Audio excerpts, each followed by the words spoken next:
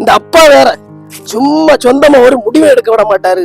அதை செய்யாது அப்படி செய்யாதுன்னு சொல்லிட்டு எதுக்கு எடுத்தாலும் ஏதாவது ஒரு குறை சொல்லிட்டே இருக்கேன். இவரு வேற வேலையும் இல்லை. எவ்வளவு கடுப்பா இருக்கு. சும்மா என்ன கோவப்பட்டு பேசிட்டு இருக்கே?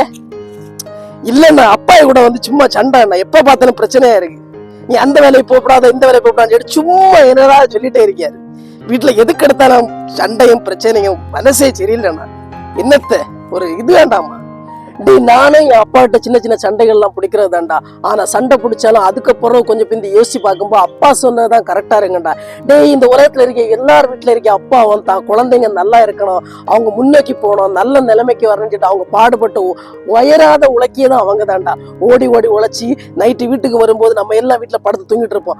ஆனா தான் பிள்ளைங்கள்ட்ட வெளிப்படை அன்பு காட்ட முடியாம உள்ளுக்குள்ள அன்பு காட்டுறது அப்பா மட்டும் தான்டா.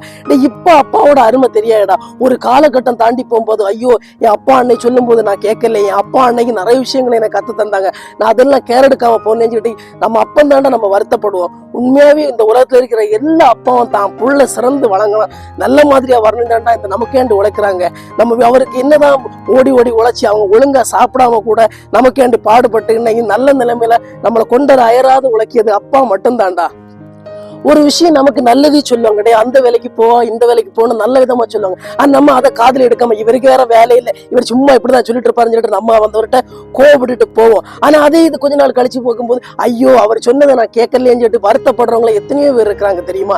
ஏன் உனக்கு ஒரு காலகட்டத்துல உனக்கு கல்யாணம் ஆகி குழந்தை பிறக்கும் போது அந்த குழந்தைங்கள்ட்ட அப்பா வந்து நல்ல கொஞ்சம் பாசமா இருக்கும்போது அப்போ உனக்கு தோணும் ஐயோ நாங்க சின்ன வயசுல இருக்கும்போது ஓடி ஓடி உழைச்ச அப்பா, எங்களுக்கு வேண்டி உழைச்ச அப்பா இன்னைக்கு நான் நல்ல நிலைமையில இருக்கேன், அதுக்கு காரணமா இருந்த அப்பா வந்துட்டு மனசுக்குள்ளே அன்பை வச்சு வெளியில அன்பை காட்ட தெரியாம இன்னைக்கு பேர குழந்தைகள்ட்ட இவ்வளவு பாசமா இருக்காங்களேன்னு அப்ப யோசிக்கும் போதுதான்டா தெரியும். ஏன் இந்த உலகத்துல இருக்க எல்லாருக்குமே அவங்க அப்பா வந்துட்டு முதல் ஹீரோ தான். ஏன் இந்த வழிகாட்டியட்டும் முன்னோடியாட்டம் இருக்கிறது அவங்க அப்பா மட்டும்தான். இன்னைக்கு பாத்தீங்கன்னா எத்தனையோ இடங்கள்ல அப்பாவை இழந்து கஷ்டப்படுறவங்க எவ்வளவு பேர் இருக்கிறாங்க தெரியுமா? அப்பா என் கூட இல்லையே, அப்பா பக்கத்துல இல்லையேன்னு எவ்வளவு பேர் இழந்துட்டு வருத்தப்படுறவங்க இருக்கேன். அப்பா கூட இருந்திருந்தா நான் இன்னைக்கு பெரிய நிலைமையில இருக்கேன்னு எல்லாமே பார்த்துருப்பாங்களே அப்படின்னு சொல்லிட்டு எவ்வளவு பேர் வந்துட்டு அப்பா இல்லையேன்னு இன்னைக்கு ஒரு ஆணா இருக்கட்டும் பொண்ணா இருக்கட்டும் வருத்தப்பட்டிருக்காங்க. இருக்கிற நாள் நம்ம அப்பாட்ட அன்பா இருப்போம். சின்ன சின்ன விஷயங்கள்ல சண்டை பிடிச்சாலும் அடுத்த நிமிஷமே மறப்போம். அப்பாட்ட அன்பு காட்டு. இருக்கிற நாள் வரைக்கும் அவங்கள்ட்ட அன்பாயிரு, எல்லாம் நல்லதே நடக்கும்.